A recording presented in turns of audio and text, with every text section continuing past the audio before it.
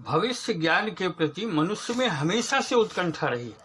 भविष्य जानकर उसे सुधारने का प्रयास मनुष्य हमेशा से करता रहा है। इसके लिए भविष्य वक्ताओं के पास बहुत भीड़ हमेशा से रही है और वह आज तक चली आ रही है। भविष्य ज्ञान के लिए अनेक विधियां विकसित की गई। उनमें कुछ साधनाएं भी हैं, कुछ देवियां भी हैं, जिनमें पंचांगुली देवी भी है। ऐसी ही साधना कर्ण पिशाचिनी की कही जाती है, स्वप्नेश्वरी कही जाती है, कर्ण मातंगी कही जाती है, कर्णवातारी कही जाती है। और ज्योतिष ज्ञान के लिए पंचांगुली देवी का सर्वाधिक महत्व है। पंचांगुली देवी के बारे में अनेक ग्रंथों में उल्लेख मिलता है और उसमें यह स्पष्ट किया गया है कि यदि कोई व्यक्ति नियम पूर्वक पंचांगुली देवी की साधना करे तो शीघ्र ही वह सफल भविष्यवक्ता बन सकता है।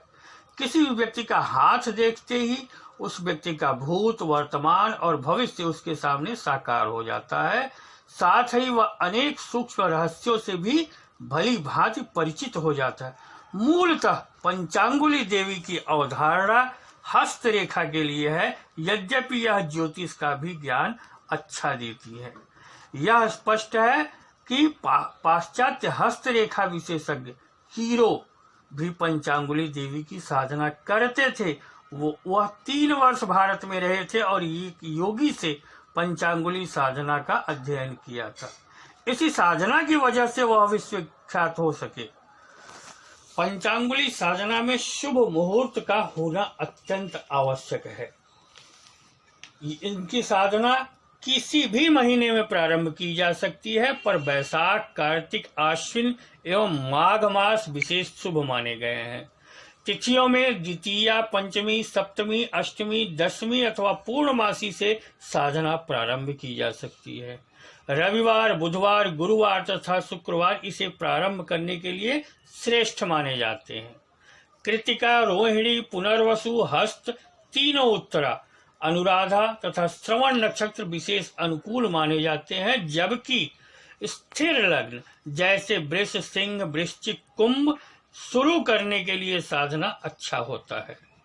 तीर्थ भूमि, गंगा यमुना का संगम, नदी का तट, पर्वत गुफाएं, देव मंदिर आदि इनके लिए शुभ है। यदि ये स्थान सुलभ न हो तो घर के एकांत कमरे में साधना के लिए प्रयोग किया जा सकता है।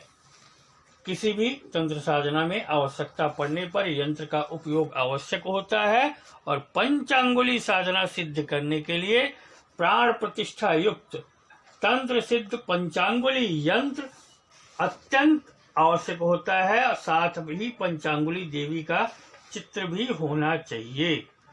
इस साधना में कुछ बातें अत्यंत आवश्यक हैं जो हम आपको बाद में बताते हैं। पहले हम आपको बताते हैं पूजन सामग्री क्या क्या हो सकती है। कुमकुम, अबीर, गुलाल, मौड़ी, सुपारियां, केसर, बतासा, दुग्ध प्रसाद, कपूर, इलायची, यज्ञोपवीत फल, नारियल जटा वाले चावल, बादाम, अखरोट, काजू, किशमिश, मिश्री, अगरबत्ती, लौंग, काली मिर्च, शहद, इत्र, दीपक, दही, शक्कर, पान, भोजपत्र, पीपल के पत्ते, कच्चा दूध, घृत, पुष्प, पुष्पमाला, गंगा जल और कुएं का शुद्ध जल, इतनी पूजन सामग्री आपके पास होनी चाहिए। अब साधना में क्या आवश्यक है यह ध्यान दीजिए। इस साधना में स्त्री संसर्ग तथा स्त्री चर्चा साधना काल में पूर्ण त्याज्य है। दाढ़ी आदि नहीं बनानी चाहिए, बाल नहीं काटने चाहिए। संध्या गायत्री स्मरण कर सके तो बहुत अच्छा है। नग्नावस्था में बिना स्नान के अपवित्र हाथ से सिर पर कपड़ा रखकर भी जप करना निषिद्ध है, यानी कि जप नहीं करना चाहिए। जप के समय माला पूरी हुए बिना बातचीत नहीं करनी चाहिए।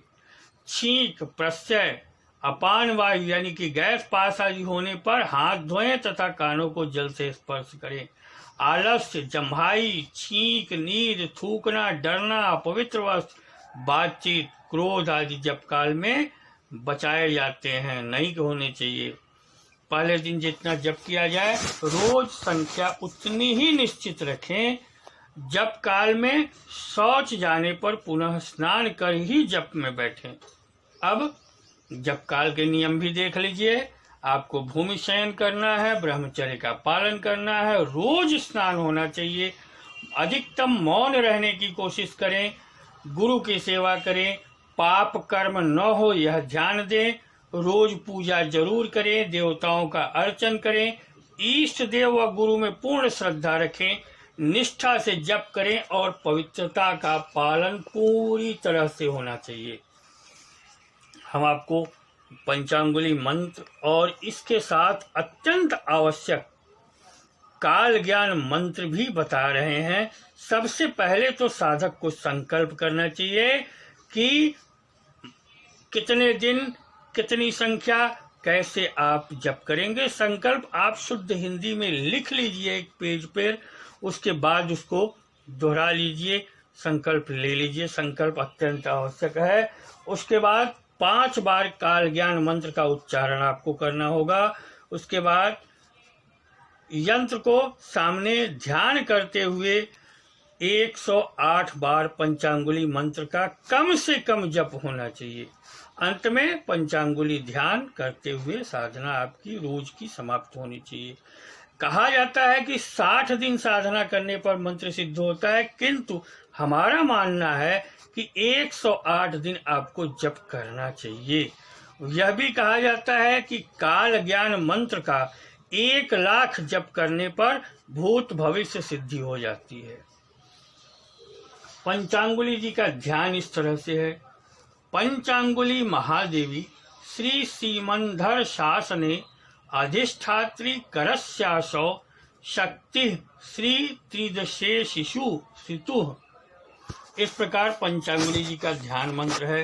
पंचांगुली जी का मंत्र होता है ओम नमो पंचांगुली, पंचांगुली परसरी माता, मयंगल वशीकरणी, लोहमय दंडमणिनी, 64 काम विहंडनी, रण मध्ये, राहुल मध्ये, शत्रु मध्ये, दीवान मध्ये, भूत मध्ये, पिशाच मध्ये, झोटंग मध्ये, डाकिनी मध्ये, शंखिनी मध्ये, यक्षिणी मध्ये, दोषिणी मध्ये, साकड़ी मध्ये, गुड़ी मध्ये, गारुड़ी मध्ये, विलारी मध्ये, दोष मध्ये, दोष शरण मध्ये, दुष्ट मध्ये, घोर कष्ट मुझ उपरे, बुरो जो कोई करावे, जड़े जड़ावे, तत चिंते चिंतावे, तस माथे, श्री माता श्री पंचांगुली देवी, तरो वज्र निर्धार पड़े, ओम ठम ठम ठम स्वाहा।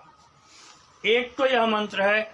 एक और छोटा मंत्र मिलता है, लेकिन हम यह कहना चाहेंगे कि यह मंत्र शाबर मंत्र की तरह का है। हमारा मानना है कि पंचांगुली साधना से आज्ञा चक्र की सिद्धि या आज्ञा चक्र का जागरण या किसी कुंडलिनी के चक्र का जागरण नहीं होता। अतः भूत भविष्य वर्तमान ज्ञान अपने आप न हो करके पंचांगुली साधना द्वारा ज्योतिष हस्तरेखा के लौकिक ज्ञान प्राप्त होते हैं, जिससे व्यक्ति सफल भविष्य वक्ता बनता है। हाँ, काल ज्ञान मंत्र से जरूर चक्रों पर प्रभाव पड़ता है और आज्ञा चक्र पर प्रभाव पड़ता है और व्यक्ति सफल भविष्य वक्ता बन सकता है।